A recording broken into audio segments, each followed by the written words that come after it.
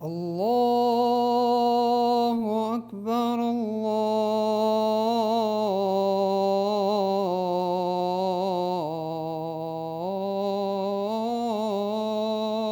اکبر۔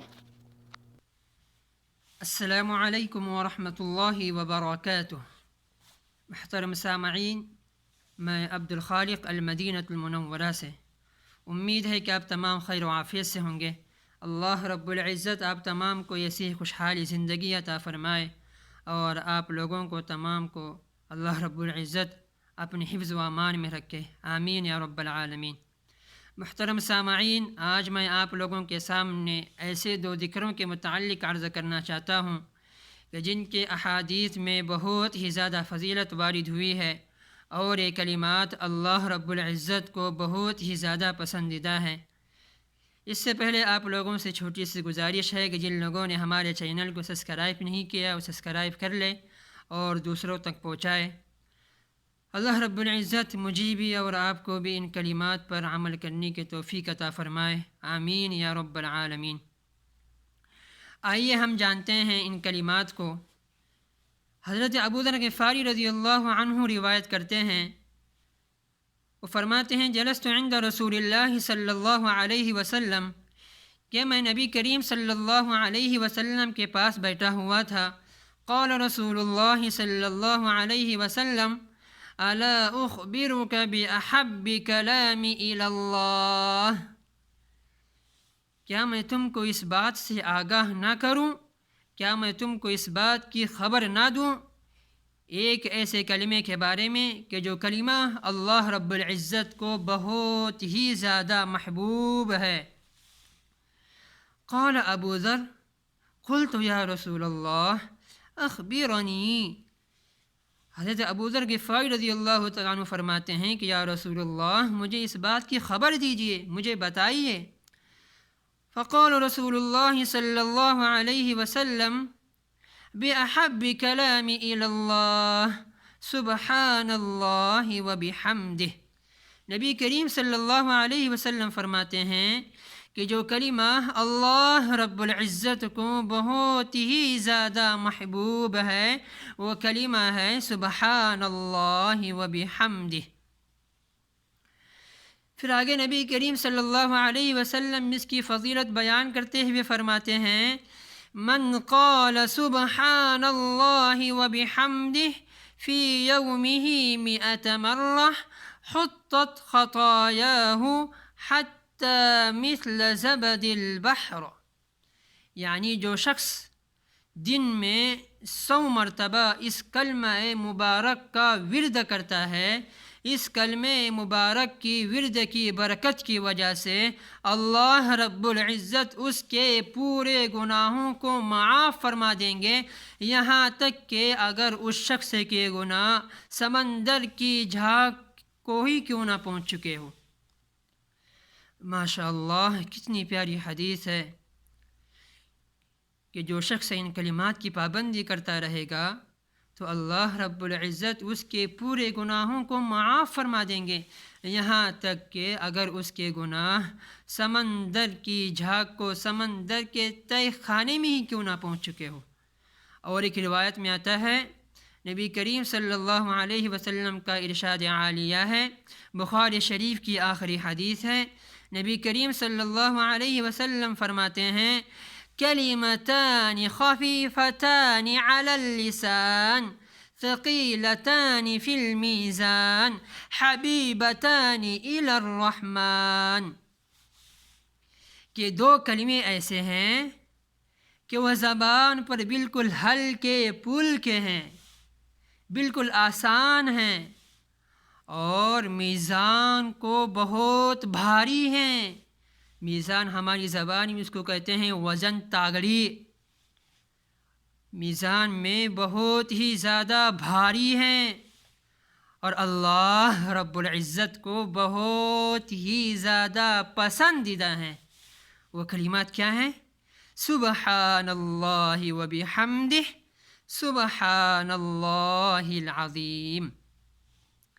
میرے عزیزو، کل قیامت کے دن کوئی کسی کا نہ ہوگا، باپ اپنے بیٹے سے بھاگے گا، بیوی اپنے شوہر سے بھاگے گی، شوہر اپنی بیوی سے بھاگے گا، اولاد اپنے ماں باپ سے بھاگیں گے، ماں باپ اپنے اولاد سے بھاگیں گے، اس وقت کوئی کسی کا ساتھ نہیں دے گا۔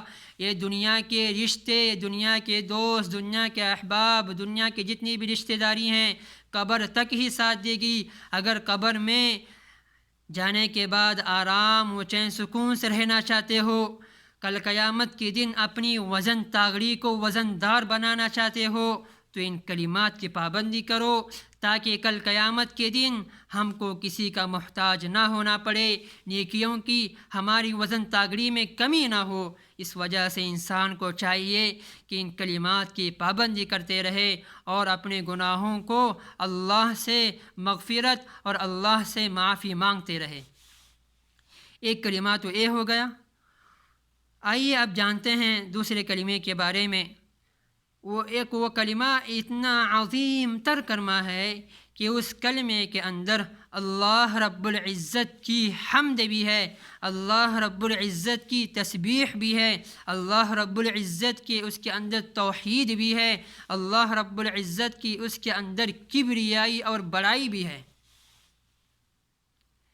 ان چاروں کلمات کی موجودگی کی وجہ سے یہ کلمات اللہ رب العزت کو بہت ہی زیادہ محبوب ہیں، بہت ہی زیادہ پسندیدہ ہیں۔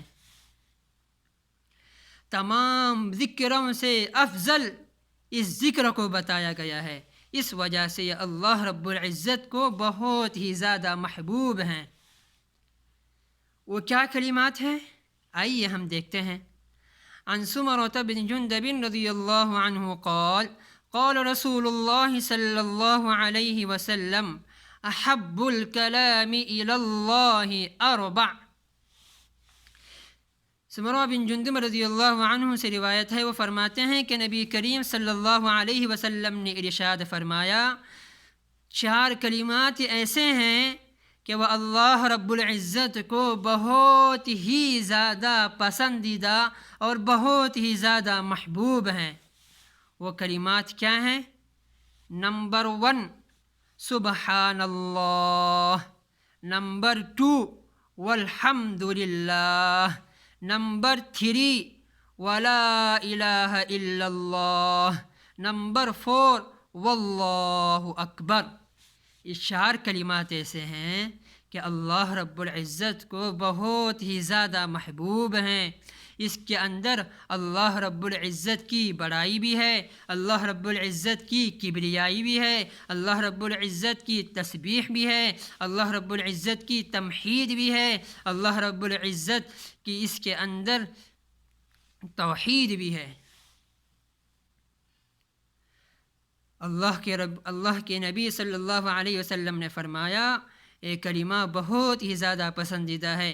حالانکہ دوسری ایک روایت میں آتا ہے افضل الذکر لا الہ الا اللہ، کہ تمام ذکروں سے افضل ذکر جو ہے وہ لا الہ الا اللہ ہے، لیکن وہ کلمہ لا الہ الا اللہ اس ذکر کے اندر بھی شامل ہے۔ اس وجہ سے یہ کلمہ اللہ رب العزت کو بہت ہی زیادہ محبوب ہے، یہاں تک کہ لا الہ الا اللہ کے بارے میں کہا گیا کہ اس کلمے کو ایک پلڑے میں رکھ دیا جائے، یعنی وزن طاغڑی کے ایک پالٹ میں رکھ دیا جائے، اور ساتوں زمین اور ساتوں آسمان کو وزن طاغڑی کی دوسرے پالٹے میں رکھ دیا جائے، تو یہ لا الہ الا اللہ کا کلمہ کا وزن اتنا بھاری ہوگا کہ وزن طاغڑی یعنی میزان کے ایک طرف کو بالکل نیچا دکھائے گا اور دوسرے طرف جو ہے وزنی دار بن جائے گا۔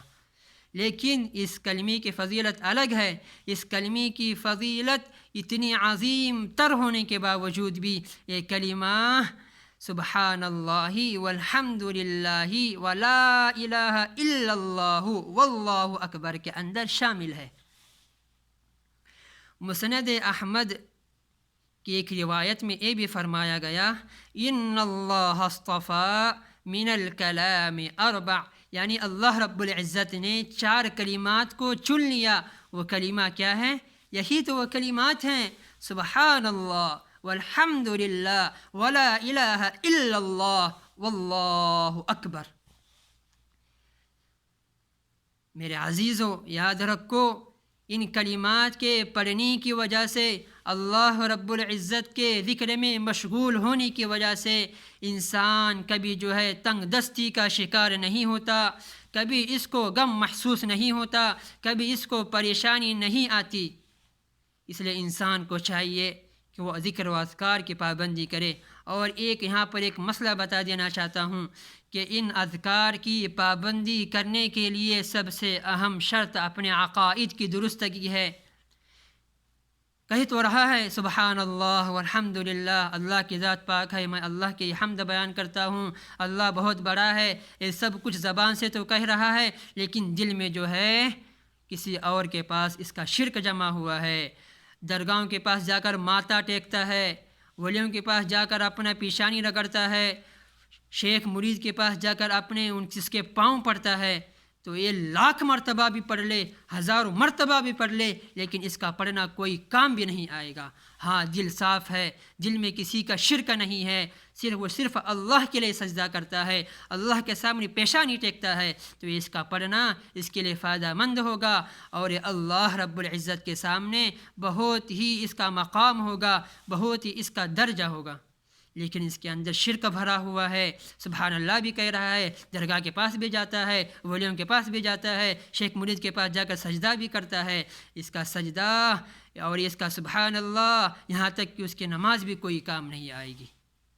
اس لیے میرے عزیزو، ضرورت ہے اس بات کی کہ ہم اپنے عقائد کی درستگی کر اپنے دل میں کسی کا شریک نہ بنا کر، اللہ کو کسی کا شریک نہ بنا کر، اللہ کی خالص عبادت کر پھر ان کلمات کی پابندی کرو، پھر دیکھو کتنا فائدہ ہوگا، اور اپنا مقام اللہ رب العزت کے نزدیک کتنا عظیم تر ہوگا۔